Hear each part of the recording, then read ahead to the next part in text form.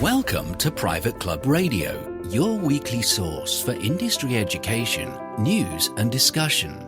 Broadcasting from Tampa, Florida, ladies and gentlemen, here is your host, Gabriel Aloisi. Have you ever wanted to be a little bit more productive, get a little bit more done during the day?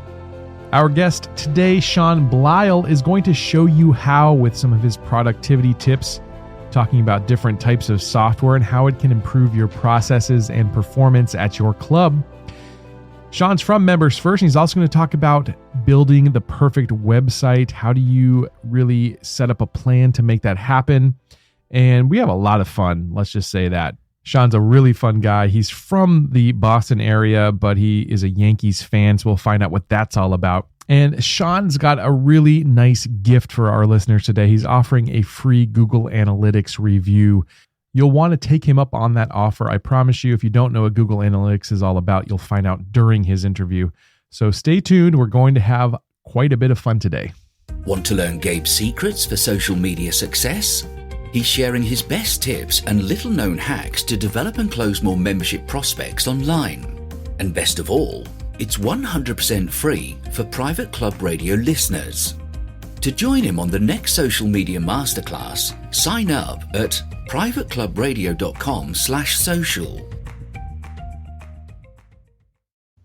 Well, my next guest is Sean Bleyl. He's the Client Development Executive at MembersFirst.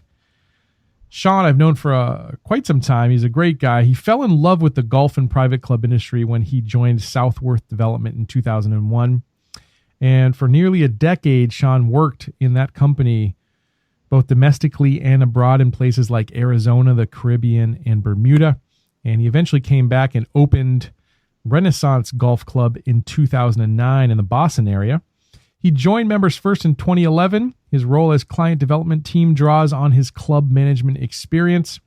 He lives just outside of Boston, but for some reason he's a Yankees fan. So, John, welcome to the show, man. First thing I want to ask you is why Yankees, man? Yeah, it's a great question. I made a very strange choice to live in enemy territory, if you will, but they definitely deserve all the credit they got this year for winning the World Series. But I'm originally from a small town in upstate New York, so I grew up kind of watching the Double-A Albany Colony Yankees, and from that point on, I was hooked. But nice. I've got Yankee blood in me, so I will keep that in me to the day that I die. All right. Well, we can't fault you for keeping to your roots. No problem there. My family, as you know, is from Massachusetts, Boston, South Boston area. And so I was, for my dad's sake at least, I was rooting for them, even though I'm a Tampa Bay Rays fan. But well, you're in the AL East, so yeah. At least you're a part of the family. Yeah, and I always root for AL teams in the World Series. I don't even know where that came from originally, like the American League versus National League hatred. But anyway, I think I'm not the only one who roots for the AL. So you are a productivity guy, I think, at your core. And you were just in the Carolina CMAA at their fall conference in Charleston talking about productivity tips, and it was very well received. So I'd love to hear more about some of your tips, Sean. Maybe you could break down a few of those for us today. Would that be okay? Yeah, that'd be perfect. Anytime I can get out of the cold weather up north this time of year and head to Charleston and hang out with the Carolinas chapter is always a fun time. So. And a big thank you to, Patricia and Kathy and the rest of the board down there at that chapter. They always put on a great show for their conference, and I was happy to be a part of it. Nice. But we did it was interesting. We did a topic based on productivity and how to just be a little bit more efficient in your day-to-day lives, and some of the tools you could use to do that at kind of a very low cost. I know you're a Google guy, so maybe we start off with some Google type productivity tips. Yeah, totally. And sometimes I feel like I work for Google, but I don't. But we here at MembersFirst, we're a big fan of the Google G Suite, and that was one topic that we covered during the conference, because not only can you get your business email and use slides and sheets and all the app family tools there. But one of the most efficient things that I think people can do is work in a collaborative environment. And there's nothing like working on a presentation for a board or a committee where you can all be working in the same slide deck at one time.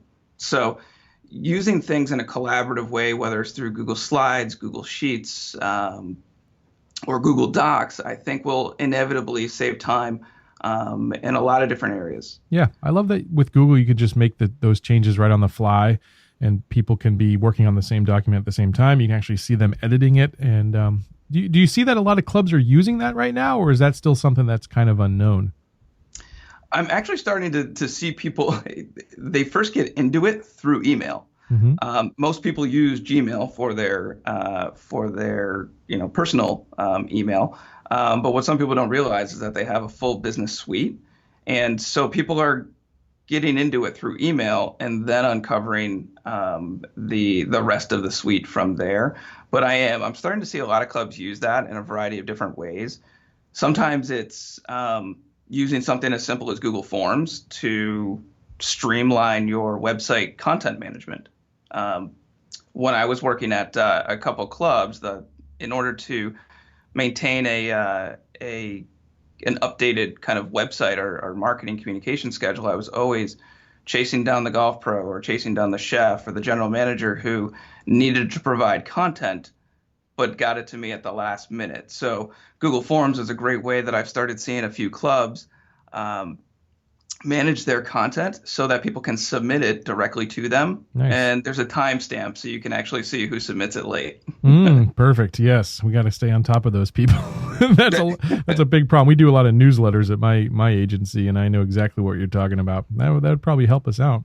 Now, for people who aren't like Google people who aren't PC people, I should say, that are trying to use their fancy new Mac devices, you've got a tip for that, actually, Sean. So I'd love to hear that. Yeah, and actually, I honestly, Gabe, I can't take credit for this one. I'm going to give all the credit to Jackie Singleton over at the Country Club in Brookline. She and I collaborate quite a bit, but she told me actually one of the most powerful training tools that she did with her communications team at the Country Club was utilize the local Apple store. Most of you who have gone to an Apple store know that there's this thing called the Genius Bar.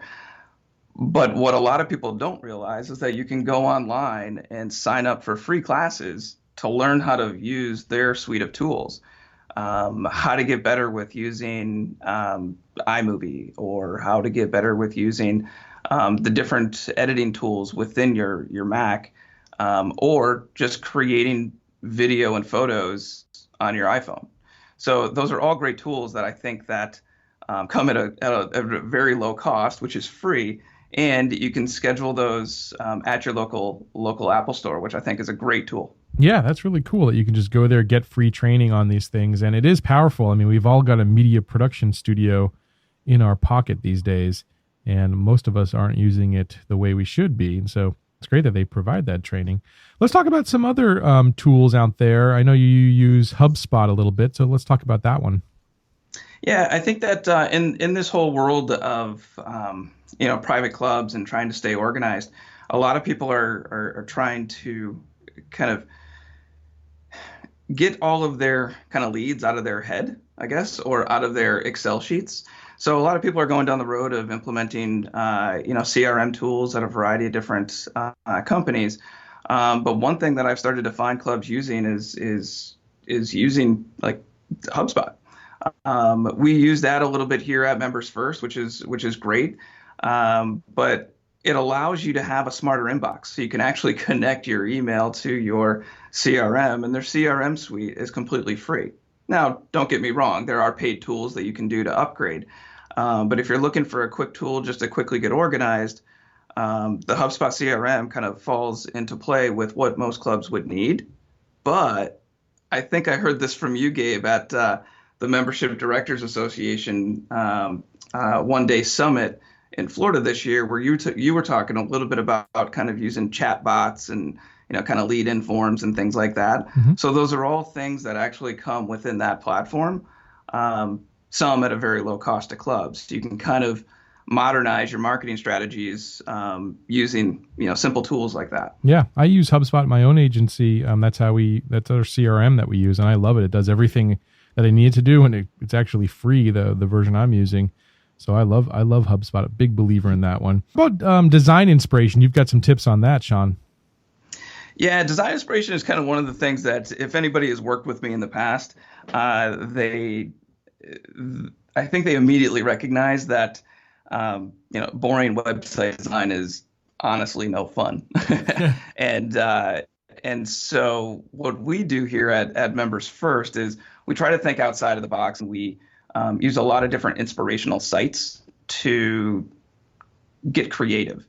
And one kind of website that we use quite a bit it's a little bit of a play on words, but it's www.awwwards.com. So that's awards.com.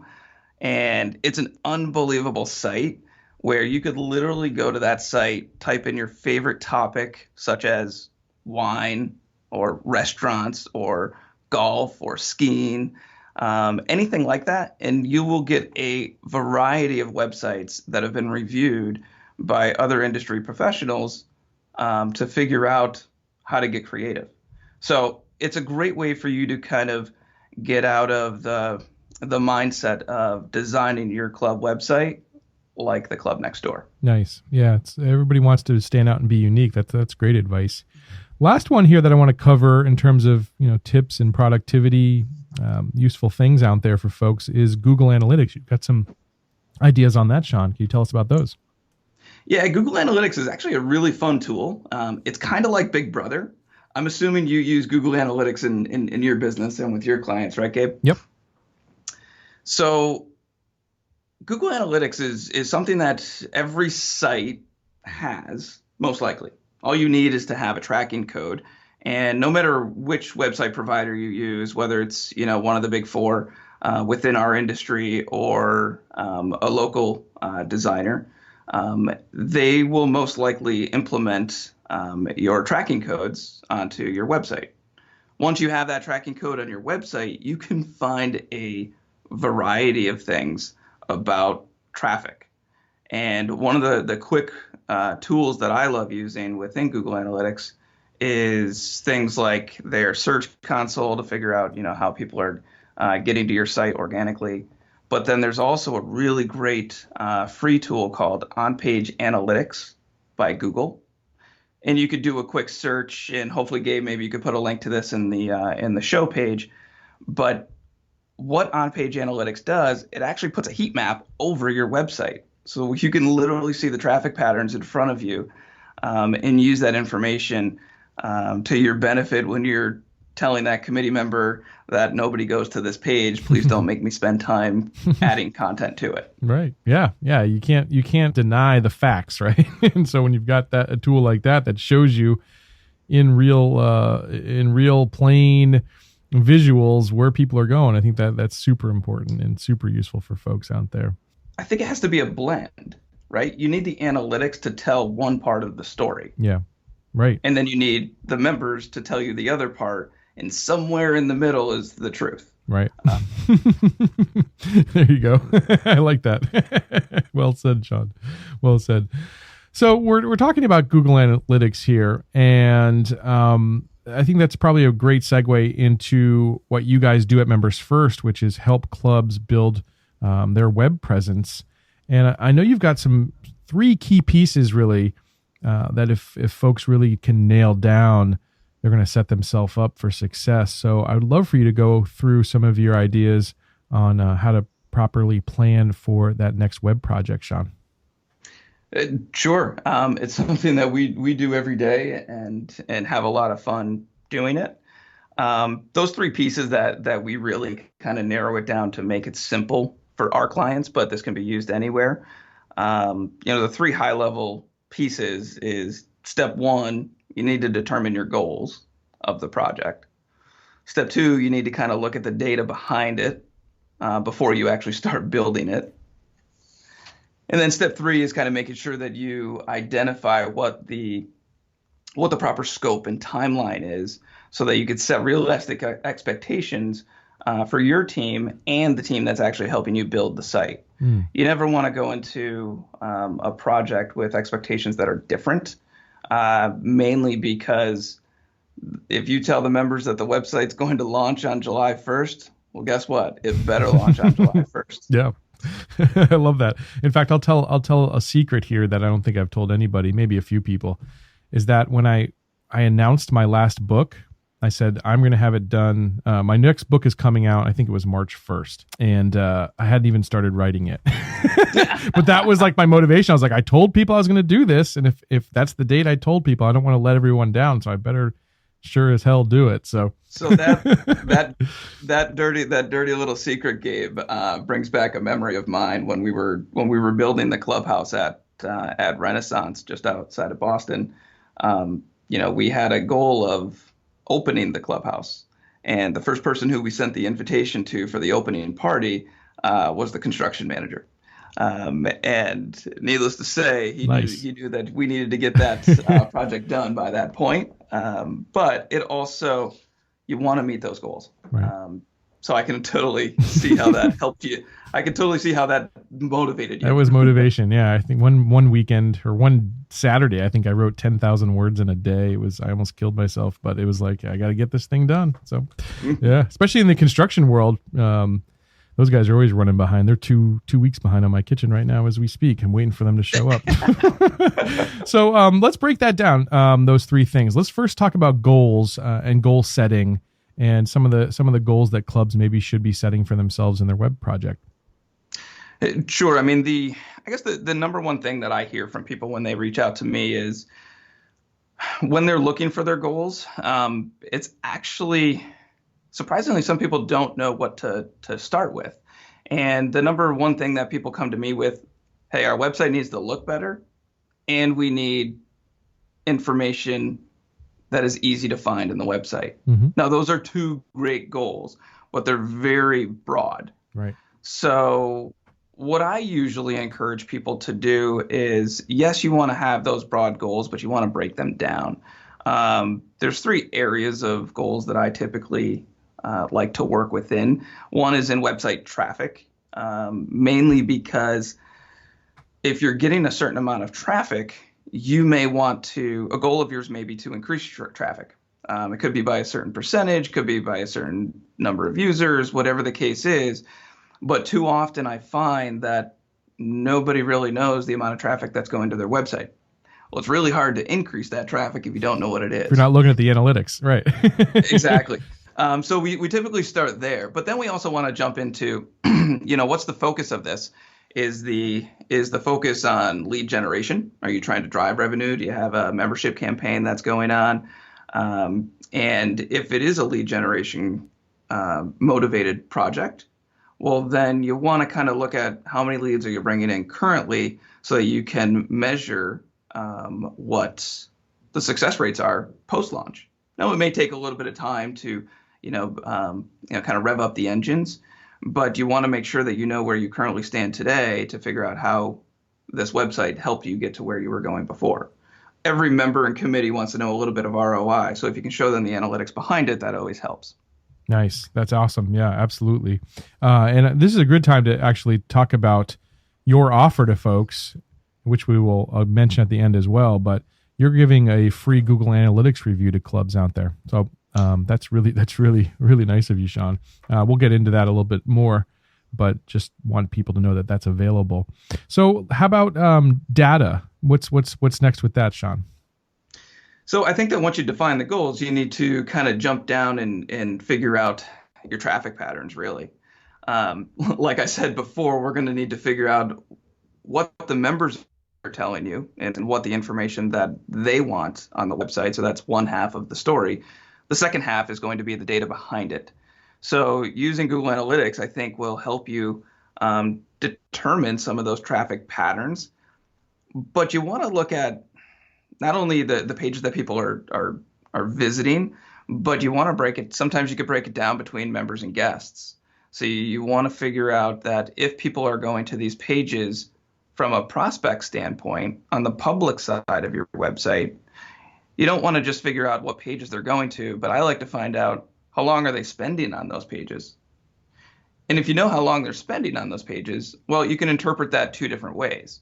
If they're spending a long time on your history page because you've got 20 paragraphs of the last 100 years, they're probably spending a long time on there because it's not easily digestible content. Or they're spending a long time on there because it's really interesting content.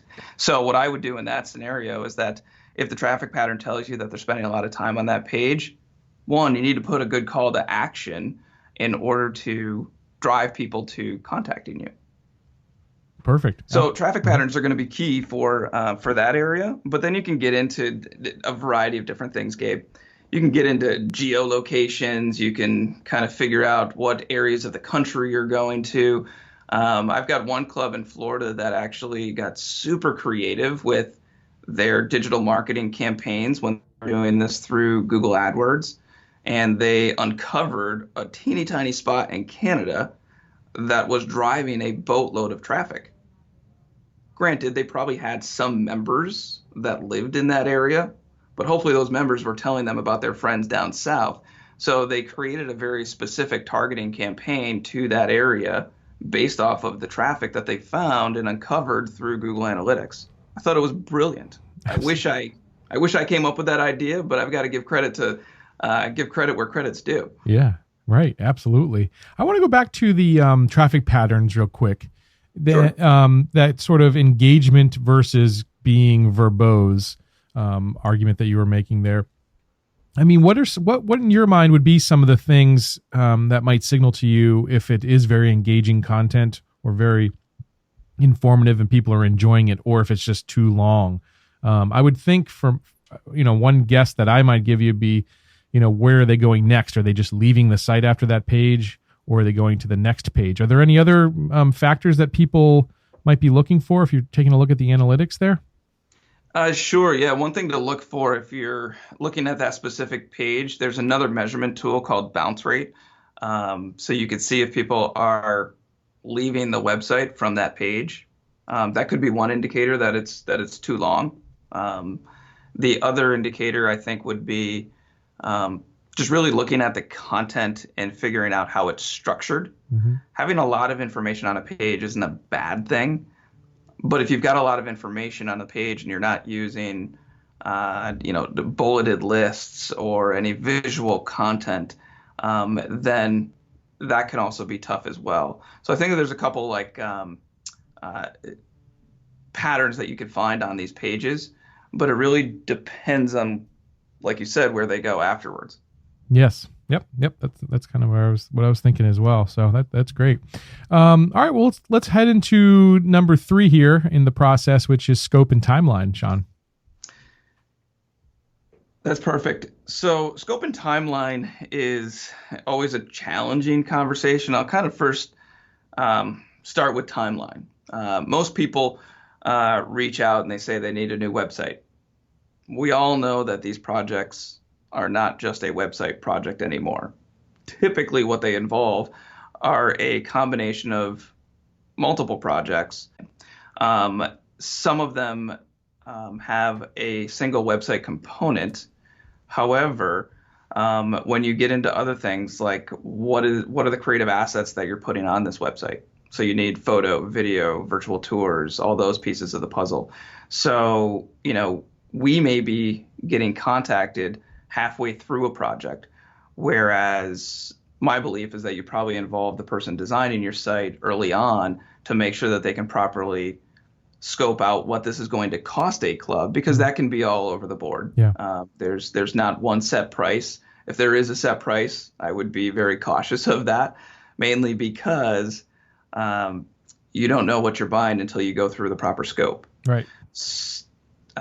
So there could be any things that timelines, the average length to build a website once you have everything scoped out and everybody knows what you're building, on average is going to take anywhere from 12 to 16 weeks, depending on how involved committees get, depending on your meeting schedule, and depending on the interactivity of the site. Mm-hmm. I have seen clubs build sites in less than 10 weeks, but I have also seen clubs build websites in anywhere from 12 to 18 months. Wow. So those are Scary. not the projects that everybody has the most fun in on either side. Right.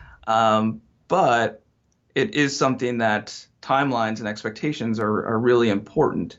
Mm-hmm. My recommendation is usually to make sure that the club has a really good understanding of what the company is going to be building for them. Everything from interactivity, the more time a designer needs to take to, create all of this interactive content on the website, it's not a bad thing, but it means that it's just going to take a little bit more time. Mm-hmm. The Yeah. other thing, one more thing on that, Gabe, to add in is that it's not just the time that it takes for a company like Members First or any of the other agencies within our industry to build the site.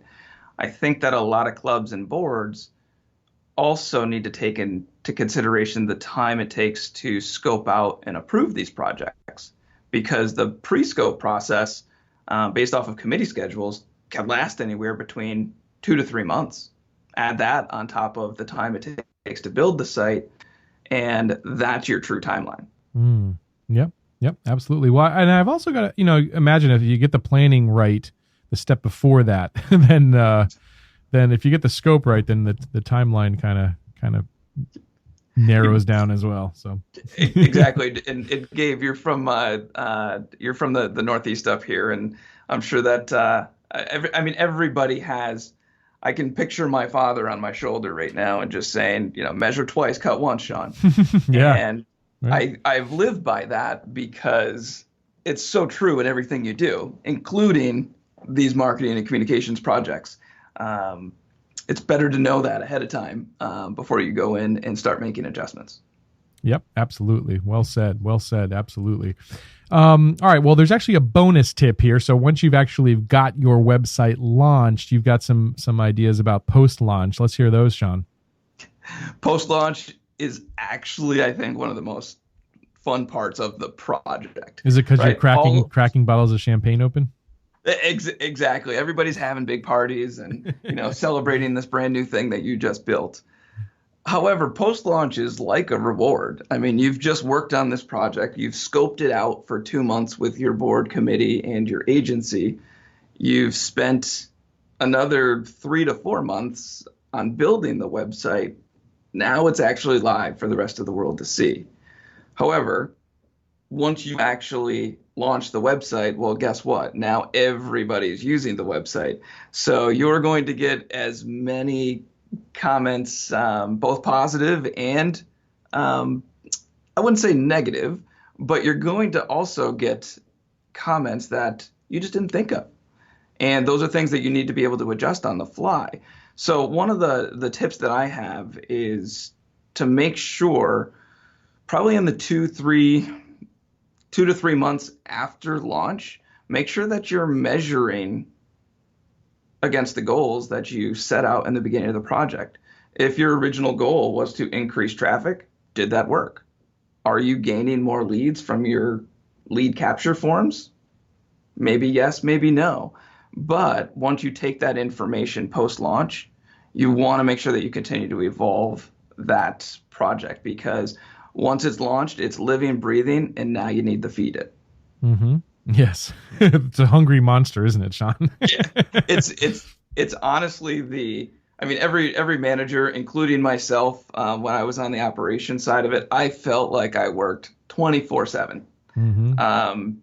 But the only true employee that does work 24/7 is your website. It's Right. the person that, when a prospective member can't sleep and they're searching the internet, they're working when you're not. Right. So we like to make sure that we feed our employees, Mm-hmm.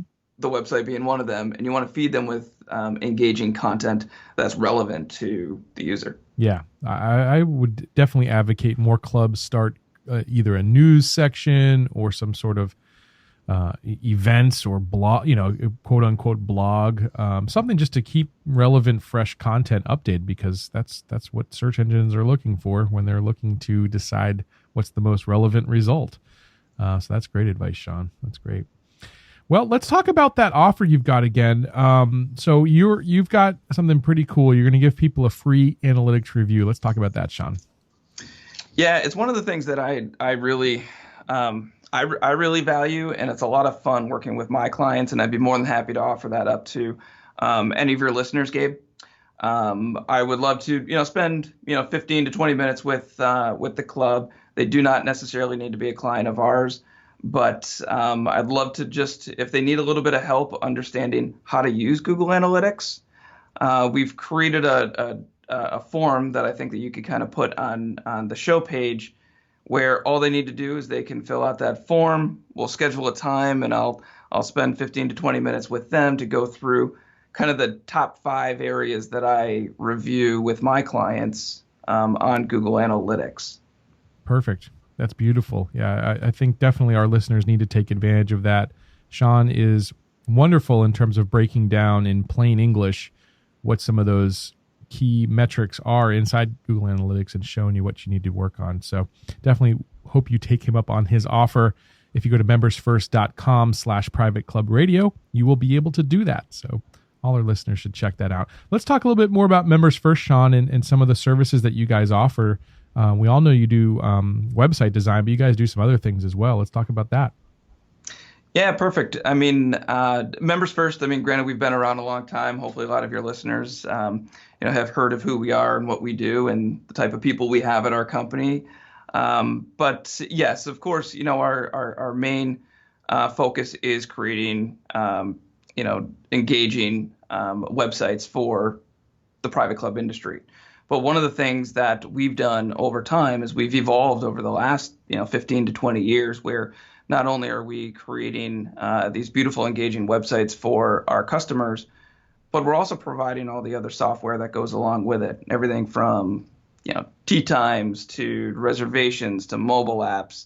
But we've even started about 4 years ago jumping into doing video production and photography, and even started doing a little bit of virtual tours. What we find is that the website is only one portion of these marketing projects. You can't build a good website without great creative assets.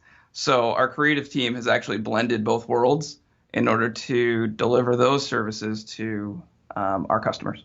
Perfect. That is perfect. Yes, definitely check out their website, membersfirst.com. Sean, I had a lot of fun, man. You gave us a ton of value. This is one of those episodes where I think people will have to go back and reference from time to time just to go back to some of those tips and tricks you talked about, because there was so much good information there. And I appreciate you coming on Private Club Radio with us, man. No problem. Great to be here. Well, now you know how to be a little bit more productive. Sean just gave you a little bit more time. You've got more time on your hands now. Why don't you go ahead and head over to our Facebook group for the show? The Facebook group is called the Private Club Radio Listeners Forum. Join us there and start up a conversation. I'll catch you back here next week. Until then, here's to your membership success. Private Club Radio is brought to you by Concert Golf Partners, helping to preserve and enhance private golf and country clubs. Concert Golf has the capital, expertise, and private club hospitality experience to help upscale private clubs achieving long-term success and membership growth. For 25 years, Concert Golf has allowed private club members to focus on simply enjoying their club. Visit concertgolfpartners.com to learn more about the recapitalization process.